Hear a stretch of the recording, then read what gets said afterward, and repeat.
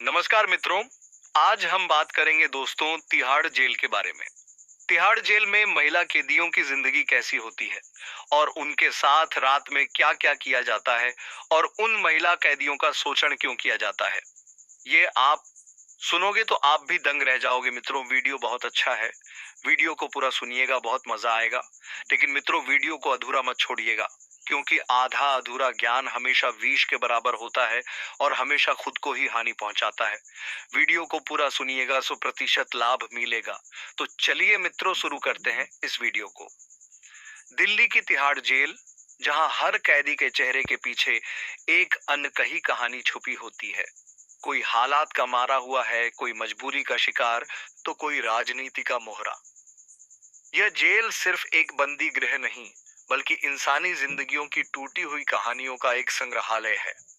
हर ईंट के पीछे किसी न किसी की सिसकियां दबी हुई हैं। लेकिन इस कहानी की नायिका रिया सेन उन लोगों में से थी जो न्याय के लिए लड़ रही थी। एक सामाजिक कार्यकर्ता जो महिलाओं के अधिकारों के लिए काम करती थी, उसे एक ऐसे घोटाले में फंसा दिया गया जिसमें उसका कोई हाथ नहीं था। वह हमेशा से सत्य और ईमानदारी की राह पर चली थी। लेकिन सत्ता और पैसे के खेल में सच्चाई की कोई कीमत नहीं होती। अदालत के कटघरे में खड़ी रिया की आंखों में बेबसी और गुस्से का मिश्रण था। उसने अपने वकील की ओर देखा, जिसका झुका हुआ सिर बता रहा था कि उसके लिए अब कोई रास्ता नहीं बचा। चारों ओर फुसफुसाहटें गूंज रही थीं। रिया सेन, आपको न्यायिक हिरासत में तिहाड़ जेल भेजा जाता है, जज ने अपने ठंडे स्वर में फैसला सुनाया। एक पल के लिए उसे लगा कि समय ठहर गया है। उसे विश्वास ही नहीं हो रहा था कि उसके साथ यह सब हो रहा है। उसे पुलिस वैन में बैठाकर तिहाड़ जेल ले जाया गया। वैन के बाहर का नजारा धुंधला होता जा रहा था। उसके कानों में केवल एक ही गूंज थी, तिहाड़ जेल। तिहाड़ के विशाल लोहे के फाटक के पास वैन रुकी। वैन के बाहर वह विशाल लोहे का फाटक था, जिस पर बड़े बड़े अक्षरों में लिखा था, तिहाड़ केंद्रीय कारागार। रिया ने सिर उठाकर उस फाटक को देखा। वह किसी दूसरी दुनिया के प्रवेश द्वार की तरह लग रहा था। यहां से बाहर निकलना शायद अब आसान नहीं था।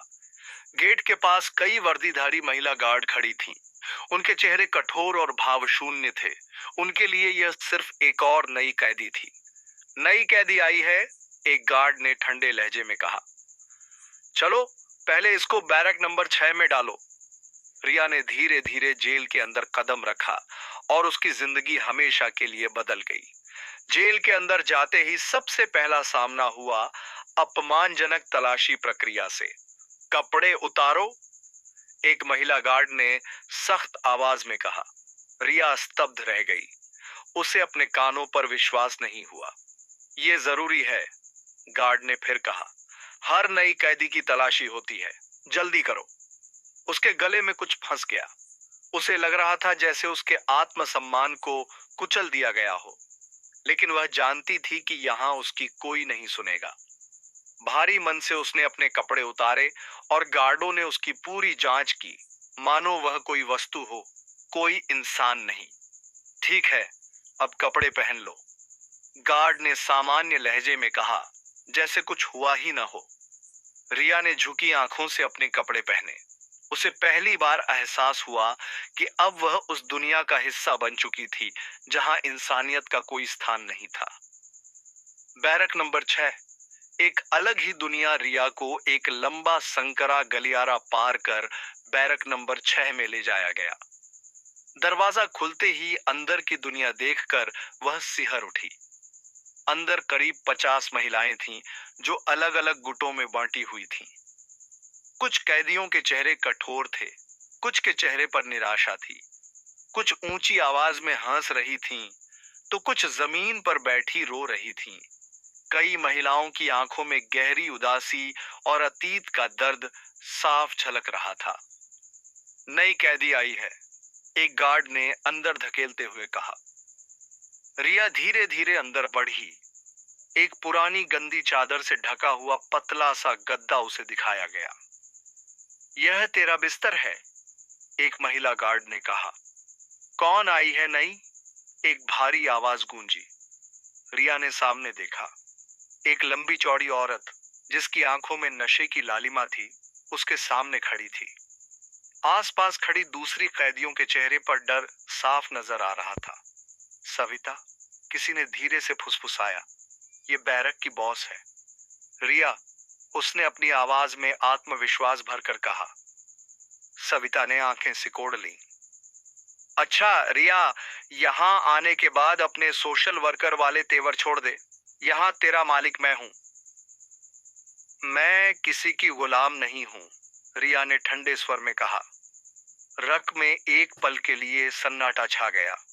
सविता ने ठहाका लगाया। अच्छा, तो तेवर दिखाने आई है? ठीक है लड़कियों, इसे जेल का नियम सिखाओ। रिया ने देखा 4-5 महिलाएं उसकी ओर बढ़ रही थीं। उसने अपनी सांसें गहरी कर ली। शायद अब उसे अपने अस्तित्व के लिए सबसे बड़ी लड़ाई लड़नी थी। जैसे ही वे महिलाएं रिया के करीब आईं, उसने महसूस किया कि अगर उसने खुद को कमजोर दिखाया तो यह उसकी पहचान के अंत की शुरुआत होगी। पहली महिला ने हाथ बढ़ाया, शायद उसे झकझोरने के लिए, लेकिन रिया पहले से तैयार थी। जैसे ही हाथ उसकी ओर बढ़ा, उसने तेजी से उसे पकड़ लिया और इतनी ताकत से मोड़ दिया कि हड्डी चटकने की आवाज तक सुनाई दी। आह! वह औरत दर्द से चीख पड़ी और अपने हाथ को पकड़कर पीछे हट गई। रिया ने बिना रुके दूसरी औरत को धक्का दिया, जिससे वह संतुलन खो बैठी और फर्श पर गिर पड़ी। यह देखकर बाकी औरतें ठिठक गईं। जेल में ऐसी प्रतिक्रिया की उम्मीद शायद किसी ने नहीं की थी। आमतौर पर नई कैदी डर जाती थीं, लेकिन रिया, उसने तो पलटकर वार कर दिया था। अगर कोई मुझे छुएगा तो मैं जवाब जरूर दूंगी, रिया ने सख्ती से कहा। उसकी आवाज में एक अजीब सा आत्मविश्वास था। सविता, जो अब तक तमाशा देख रही थी, गुस्से से देखने लगी।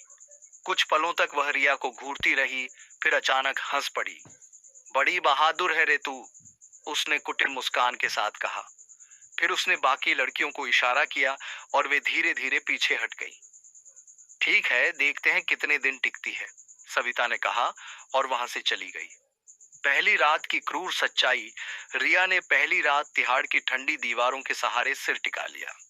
आसपास की महिलाएं सो चुकी थीं, लेकिन रिया जाग रही थी। अंधेरे में उसके दिमाग में ढेरों ख्याल उमड़ रहे थे। सुबह होते ही गार्ड ने बैरक का दरवाजा खोला। लाइन में लगो। रिया ने देखा कि कैदियों की एक लंबी कतार बनी थी, जो बाथरूम जाने के इंतजार में खड़ी थी। इतनी भीड़? उसने पास खड़ी नीलम से पूछा। यह घोषणा हंसी हंसते हुए कहा, यहाँ टॉयलेट भी एक लग्जरी है। रिया ने जब अंदर झांका तो देखा कि बाथरूम की हालत बेहद गंदी थी। बदबू से सांस लेना मुश्किल हो रहा था। पाइप से पानी टपक रहा था और जमीन पर कीचड़ और कचरा फैला था। इसे कोई साफ क्यों नहीं करता? रिया ने पूछा। गार्ड को कोई फर्क नहीं पड़ता, और अगर हम खुद सफाई करें तो वे और गंदा कर देंगे, नीलम ने जवाब दिया। सुबह के नाश्ते का समय हुआ। रिया जली हुई रोटी, पतली दाल और बदबूदार सब्जी रखी गई। उसने नाक सिकोड़ते हुए कहा, तो मत खा। गार्ड ने ठहाका लगाया। रिया को एहसास हुआ कि यहाँ कैदियों को इंसान नहीं समझा जाता, उनके साथ जानवरों जैसा व्यवहार किया जाता था। तभी सविता उसके पास आई। अभी भी अपने सोसाइटी वाले नखरे दिखा रही है। रिया ने कोई जवाब नहीं दिया। तुझे इस जेल में जीना है तो मेरे हिसाब से चलना होगा, सविता ने धमकी दी। मैं किसी के इशारों पर नहीं चलती, रिया ने सख्ती से जवाब दिया। सविता गुस्से में लाल हो गई। ठीक है, रात में तुझे सबक सिखाएंगे, वह कहकर चली गई। रात का समय था। बैरक में अंधेरा था। सिर्फ बाहर जल रही हल्की रोशनी से बैरक के भीतर कुछ कुछ दिखाई दे रहा था। रिया अपने बिस्तर पर थी, लेकिन उसका मन बेचैन था। तभी उसे आहट सुनाई दी। कुछ औरतें धीरे धीरे उसकी ओर बढ़ रही थीं। अब तू देख, नई लड़की, उनमें से एक ने कहा। रिया संभल पाती, इससे पहले ही 4 औरतों ने उसे घेर लिया। पहला घूंसा, उसके पेट में पड़ा। वह दर्द से दोहरी हो गई। उसके बाल खींचे गए। किसी ने उसकी पीठ पर लात मारी। रुक जाओ, रिया चिल्लाई, लेकिन कोई सुनने वाला नहीं था। तभी नीलम और कुछ अन्य कैदियों ने बीच बचाव किया। बस करो, इसे मार डालोगे क्या? अंततः वे लोग पीछे हट गए, लेकिन रिया दर्द से कराह रही थी। सविता उसकी ओर झुकी और मुस्कुराकर बोली, यह तो सिर्फ ट्रेलर था। अगर अगली बार जुबान चलाई तो और बुरा होगा। रिया ने अपने कपड़े ठीक किए और चुपचाप कोने में बैठ गई, लेकिन उसके मन में एक आग जल रही थी। अब वह चुप नहीं रहेगी। अगले दिन जैसे ही बैरक का दरवाजा खुला, रिया सीधे जेलर चौहान के पास गई। सर, मुझे शिकायत करनी है। चौहान, जो अपनी कुर्सी पर आराम से बैठा था, ऊबते हुए बोला, क्या हुआ? मुझे बैरक में मारा गया और गार्ड ने कुछ नहीं किया। चौहान हंस पड़ा। देखो, यह जेल है। यहां ऐसी चीजें होती रहती हैं। अगर तुम चाहती हो कि तुम्हें कोई परेशान न करे, तो सविता से अच्छे संबंध बना लो। रिया ने गुस्से से चौहान की ओर देखा और बोली, यानी आप सब जानते हैं और कुछ नहीं कर रहे? रिया की आवाज में अविश्वास था। चौहान ने ठंडी आंखों से उसे घूरा और कुर्सी से थोड़ा आगे झुकते हुए बोला, तुम्हें ज्यादा सवाल करने की आदत है। इसे छोड़ दो, वरना तुम्हारे लिए अच्छा नहीं होगा। रिया ने उसकी आंखों में देखा। वह जानती थी कि चौहान कोई मामूली जेलर नहीं था। वह तिहाड़ की काली सच्चाइयों का रक्षक था। एक ऐसा पहरेदार जो न सिर्फ भ्रष्टाचार को बढ़ावा देता था, बल्कि खुद उसमें लिप्त था। रिया को जेल में आए 2 महीने हो चुके थे। उसने अब तक जेल के हर कोने को बारीकी से परखा था। यहाँ नियमों की किताब में चाहे जो लिखा हो, लेकिन असल कानून ताकतवरों का था। कमजोरों को यहाँ 2 ही रास्ते दिए जाते थे, या तो चुपचाप सहते रहो या फिर टूटकर बिखर जाओ। जेल के अंदर 3 गुट थे और हर गुट की अपनी ताकत थी। सविता मैडम का गिरोह यह सबसे खतरनाक गुट था, जो ड्रग्स, ब्लैक मार्केटिंग और नवागत कैदियों के शोषण में लगा था। सविता जेल की सबसे पुरानी और ताकतवर कैदी थी, जो प्रशासन तक से सांठगांठ करके अपना साम्राज्य चला रही थी। 2, नीलम और उसकी साथियों का गुट ये वे लोग थे जो छोटे मोटे झगड़ों में फंसे रहते थे और जेल स्टाफ से तालमेल बनाकर अपनी स्थिति बनाए रखते थे। वे न तो बहुत ताकतवर थे, न ही पूरी तरह असहाय। 3, गुमनाम और निर्दोष कैदियों का समूह। ये वे कैदी थे जिनका कोई गुट नहीं था। वे या तो गलत तरीके से फंसा दिए गए थे या फिर बस अपनी सजा पूरी करके बाहर निकलने की राह देख रहे थे।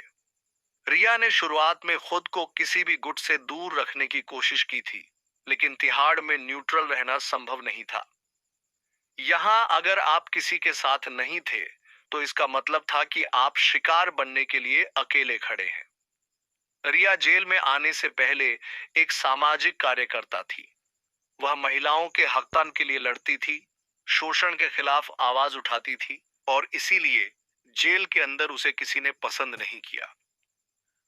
बड़ी आई समाज सुधारने वाली, सविता ने एक दिन तंज कसते हुए कहा था। उसकी आंखों में घृणा थी। यहां तो हमें सुधारने कोई नहीं आता, हमें बस तोड़ने आते हैं। रिया ने कोई जवाब नहीं दिया, लेकिन वह जान गई कि यह लड़ाई अब शुरू हो चुकी थी। रिया को धीरे धीरे एहसास हुआ कि जेल के अंदर नवागत महिलाओं का शोषण आम बात थी। एक रात जब पूरी बैरक सो रही थी, रिया ने देखा कि 2 महिला गार्ड और कुछ कैदी नीलम को जबरदस्ती बाहर खींच रहे थे। मुझे छोड़ दो, मैंने कुछ नहीं किया। नीलम चीख रही थी, लेकिन किसी ने ध्यान नहीं दिया। रिया ने देखा कि उसे जेल के सबसे अंधेरे हिस्से में ले जाया गया, ब्लैक रूम। यह वह जगह थी जहां से किसी भी कैदी की चीखें बाहर नहीं आती थीं।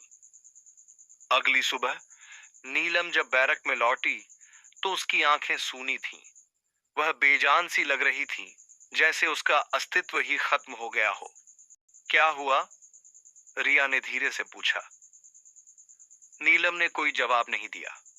बस उसने अपनी चादर ओढ़ ली और सोने का नाटक करने लगी। रिया समझ गई कि जेल में कुछ ऐसा हो रहा था जिसे किसी को जानने की इजाजत नहीं थी। रिया ने पता लगाया कि यह सब केवल कैदियों का खेल नहीं था। जेल के कुछ अधिकारी भी इसमें शामिल थे।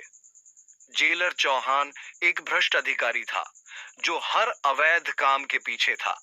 वह सविता के गिरोह को अंदर से समर्थन देता था ताकि जेल में उसका वर्चस्व बना रहे। रिया अब यह सब सहन नहीं कर सकती थी। अगर हम सब मिलकर आवाज उठाएं तो वे हमें अनदेखा नहीं कर सकते, उसने नीलम और बाकी कैदियों से कहा। लेकिन हम क्या कर सकते हैं? नीलम ने कमजोर आवाज में पूछा। हम भूख हड़ताल करेंगे।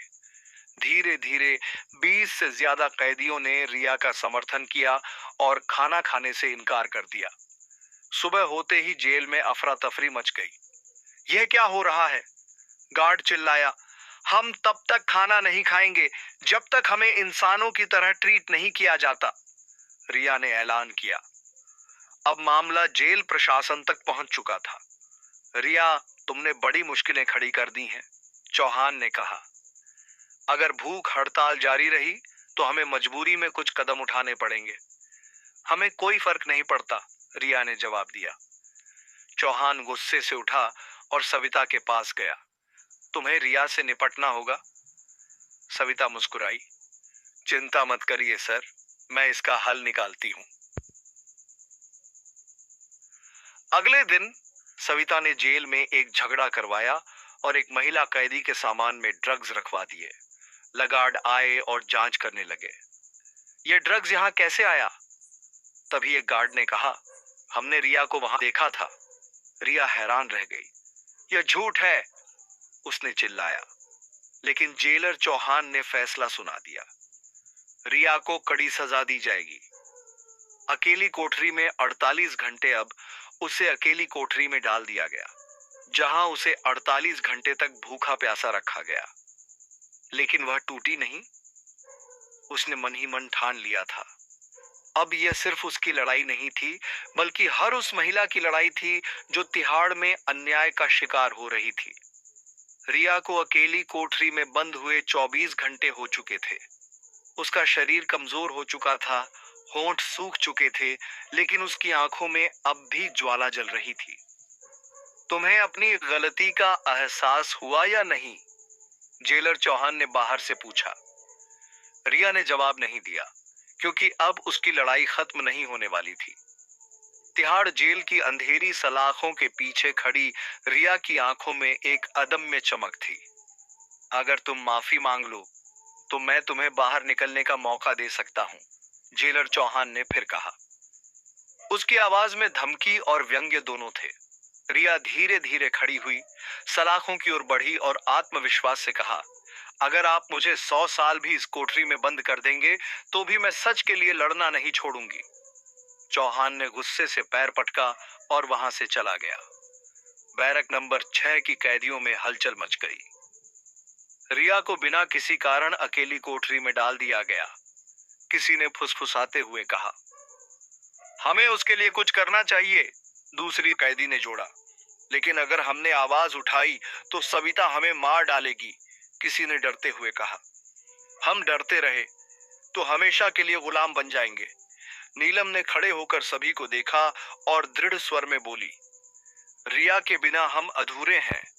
अब समय आ गया है कि हम एक होकर इसका विरोध करें। अगले दिन तिहाड़ जेल में अराजकता फैल गई। कैदियों ने गार्ड्स के आदेश मानने से इनकार कर दिया। किसी ने जेल की कैंटीन में आग लगा दी। कुछ कैदी अपने कपड़े उतारकर विरोध करने लगे। ये क्या हो रहा है? चौहान गुस्से से चीखा। सर, ये सब रिया के कारण हो रहा है, एक गार्ड ने कहा। रिया को तुरंत बाहर निकालो, चौहान ने आदेश दिया। रिया को जब अकेली कोठरी से निकाला गया तो वह कमजोर लेकिन आत्मविश्वास से भरी थी। पर उसे इस बात का अंदाजा नहीं था कि सविता ने उसके लिए एक नई साजिश रची थी। जैसे ही वह बैरक में लौटी, सविता ने अपने गुर्गों के साथ उसे घेर लिया। तूने बहुत खेल खेल लिया, अब तेरा आखिरी दिन है। लेकिन इस बार हालात बदल चुके थे। रिया अकेली नहीं थी। नीलम, सीमा, पूजा और बाकी कैदियों ने आगे आकर सविता को घेर लिया। अब यह जेल तुम्हारे हिसाब से नहीं चलेगी सविता। सविता ने भागने की कोशिश की, लेकिन रिया ने उसे पकड़ लिया। आज से तुम इस जेल की बॉस नहीं, सिर्फ एक आम कैदी हो। सविता का राज खत्म हो चुका था। रिया ने अपनी ताकत का सही इस्तेमाल किया। उसने जेल के अंदर हो रहे भ्रष्टाचार को उजागर करने का फैसला किया। कैदियों की शिकायतों को मीडिया तक पहुंचाने की कोशिश की। धीरे धीरे उसकी आवाज बाहर पहुंचने लगी। एक दिन एक मशहूर पत्रकार तिहाड़ जेल के बाहर खड़ा था। हमने सुना है कि यहाँ कैदियों के साथ बुरा व्यवहार हो रहा है, क्या यह सच है? अब जेल प्रशासन मुश्किल में था। मामला जब अदालत पहुंचा तो चौहान के खिलाफ सीबीआई की जांच शुरू हुई। रिया को अदालत में बुलाया गया। क्या आप जेल प्रशासन के खिलाफ गवाही देंगी? जज ने पूछा। रिया ने बिना डरे कहा, हाँ, मैं गवाही दूंगी। चौहान को रिश्वतखोरी, कैदियों के शोषण और अवैध गतिविधियों के आरोप में सस्पेंड कर दिया गया।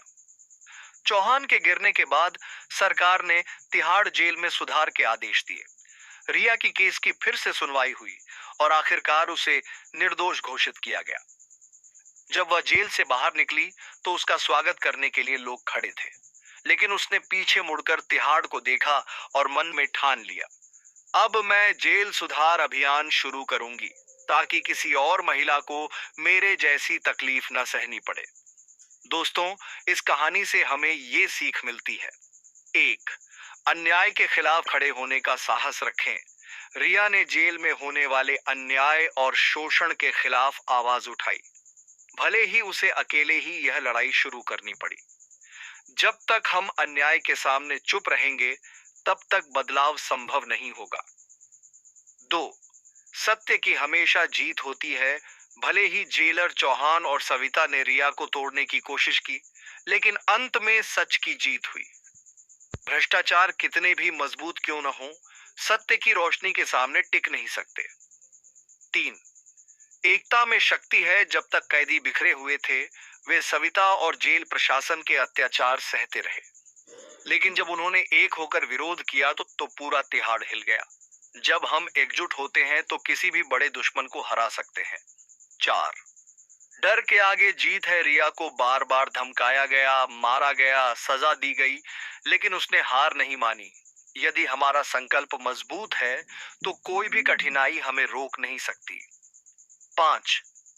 शिक्षा और जागरूकता सबसे बड़ा हथियार है। रिया ने कानून को समझा, मीडिया का सहारा लिया और प्रशासन की पोल खोली। जब हमारे पास जानकारी और शिक्षा होती है तो हम किसी भी अन्याय के खिलाफ मजबूती से खड़े हो सकते हैं। जेल केवल दीवारों से नहीं बनती, बल्कि डर, शोषण और भ्रष्टाचार से बनती है। जब कोई व्यक्ति इस डर को तोड़ने की हिम्मत करता है, तभी असली आजादी मिलती है। दोस्तों, आज की यह तिहाड़ जेल की कहानी आपको पसंद आई हो तो वीडियो को एक लाइक और चैनल को सब्सक्राइब जरूर करें और कमेंट बॉक्स में जय हिंद जरूर लिखें। और फिर से मिलेंगे एक और नई कहानी के साथ। तब तक के लिए आप सभी को दिल से धन्यवाद।